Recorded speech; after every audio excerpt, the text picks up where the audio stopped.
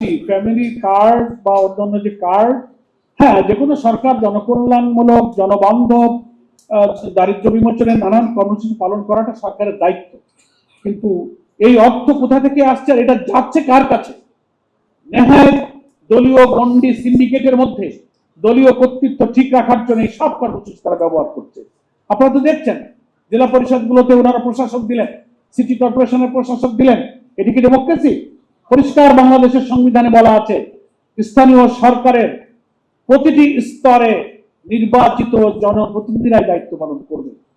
ঠিক আছে, আপনি ইলেকটেড গভর্নমেন্ট, আপনি এসেছেন, আপনি ইলেকশন দিয়ে দেন, ওখানে তো প্রশাসক ছিলই, তা আপনি ওই প্রশাসক বদল করে আর একটা দিলেন কেন? এবং দিলেন তাও সব কটে থেকে আপনার দলের লোক দিলেন। সবার আগে বাংলাদেশ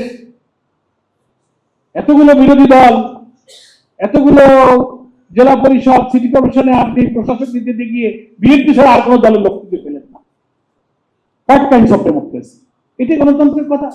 এই দলীয়করণের বিরুদ্ধে তো আপনি বক্তব্য রেখেছেন, আমরাও রেখেছি। সেজন্য এই কার্ড নিয়োগ এবং সামনে আমরা যে সমস্ত নির্বাচনের দাবি করছি, গণভোটের গণরায় বাস্তবায়ন করে সংবিধানে প্রধানমন্ত্রী, রাষ্ট্রপতি, সাংবিধানিক বিভিন্ন কনস্টিটিউশন পোস্টের ক্ষমতার নিয়ন্ত্রণের চাবিকাঠি যদি জনগণের হাতে না যায়, তো কোন নির্বাচন এবং জনগণের কোন স্বার্থপূর্ণ নিরপেক্ষভাবে পরিচিত হবে না। সেজন্য এই আন্দোলনকে সফল করতে হবে। চ্যানেল বি প্লাস, নতুন সূর্যোদয়, নতুন বাংলাদেশ।